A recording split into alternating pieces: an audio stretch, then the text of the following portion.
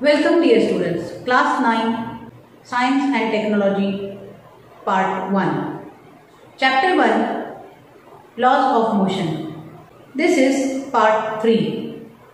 Dear students, Sir Isaac Newton, the great scientist in physics, studied about the motion of an object and derived the equations of motion. There are 3 equations of motion. Suppose an object is in motion in a straight line with the initial velocity u. It attains the final velocity v in the time t. This is taking place due to acceleration a, and the displacement of object takes place from initial point to the final point. This displacement is denoted by small s. Then we can state the 3 equations as: first, v is equal to u plus at, which describes the relationship between velocity and time. Second, s is equal to ut plus 1/2 at square. This states the relationship between displacement and time. The third equation, v square is equal to u square plus 2as. This derives the relationship between displacement and velocity. Let us derive all these 3 equations one by one graphically. This figure shows the change in velocity with time t of uniformly accelerated object. The object starts from the point D with initial velocity u. Its velocity constantly keeps on changing. That is, its velocity increases after time t, and the object reaches at the point B, which is plotted here in this graph. Dear friends, initial velocity of object u can be described here on the graph with the distance OD on y-axis, while that of final velocity on the y-axis can be noted here distance OC. As well as we know about the time in which the object covered the distance is OE.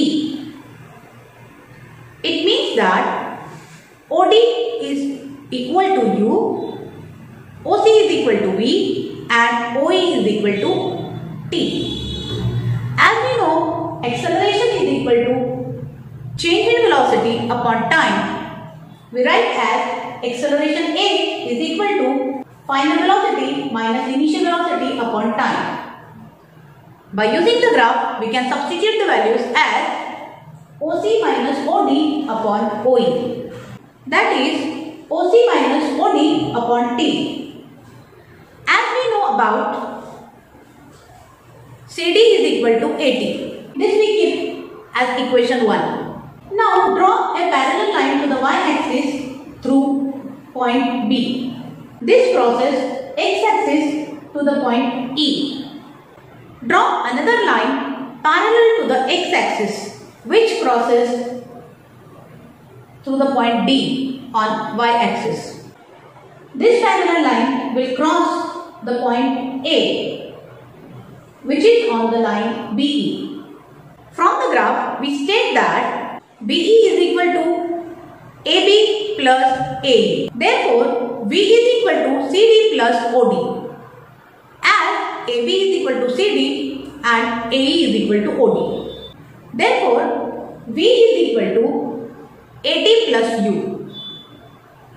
This is forming equation number 1. We can write it as V is equal to U plus AT. And this is not but the first equation of motion. Dear friends, let us move now to study the second equation of motion, which states the relationship between displacement and time. Let us suppose an object moving with uniformly accelerated motion A, and it has covered the distance s with the time t. From the graph, the distance covered by object during the time t can be calculated as the area of quadrilateral DOEB. Therefore, area of quadrilateral DOEB is equal to area of rectangle DOEA plus area of triangle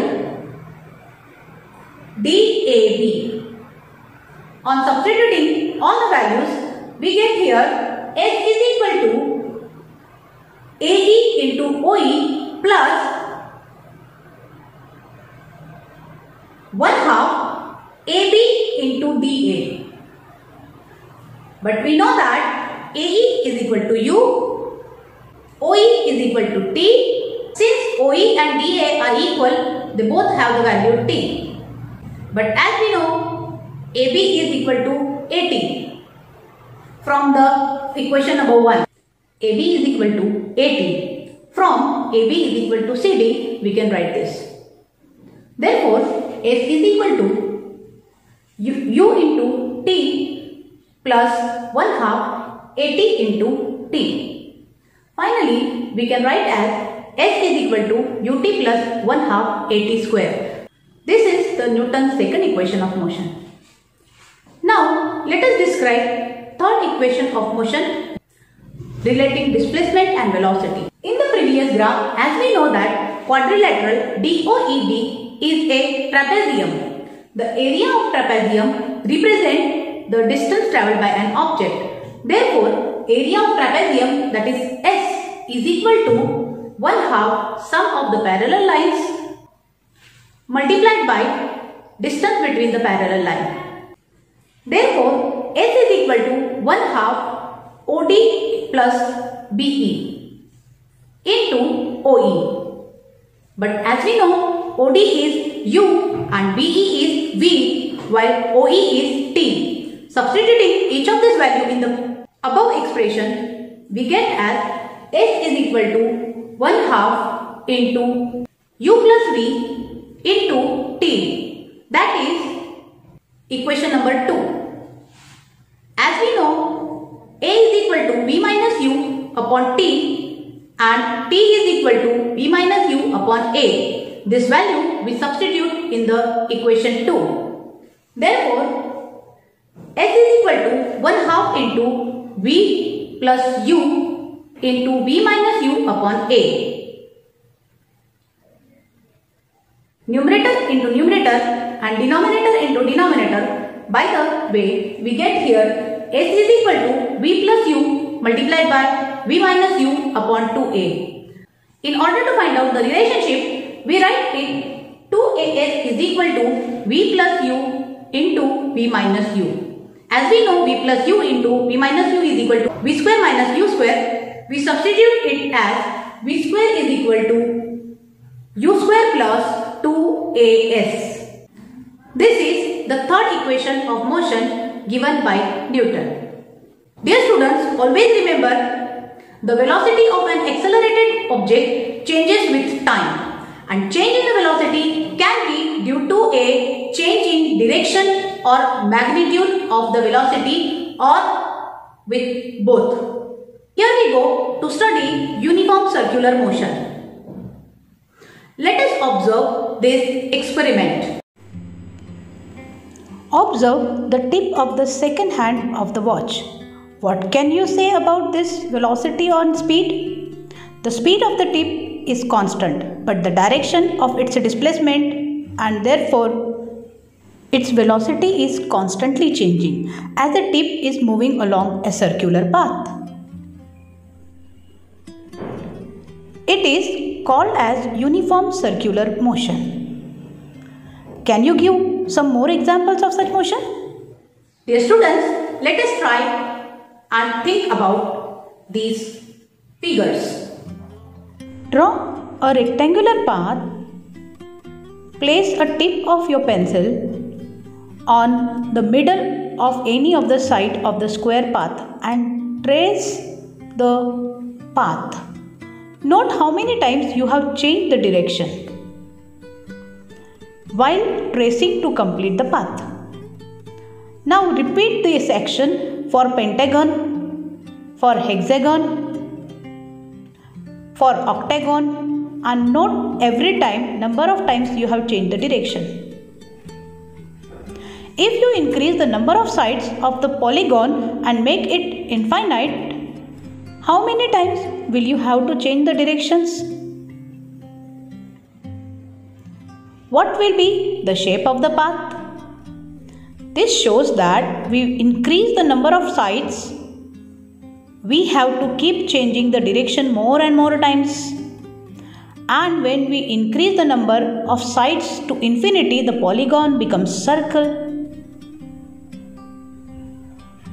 When an object is moving with constant speed along a circular path, the change in the velocity is only due to the change in its direction. Hence, it is accelerated motion, and when objects move with constant speed along the circular path, the motion is called as uniform circular motion. For example, the motion of a stone in a sling or that of any point of a bicycle wheel which is in uniform motion. If an object is moving along a circular path, r is the radius of the circular path and the time t is taken by the object to cover the path. Then we state that speed is equal to circumference of the circle upon time. That is, v is equal to 2 pi r upon t.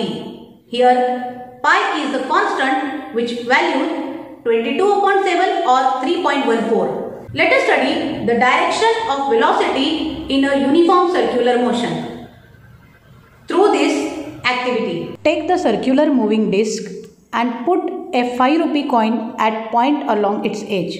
Make it to move around its axis by putting a pin through it.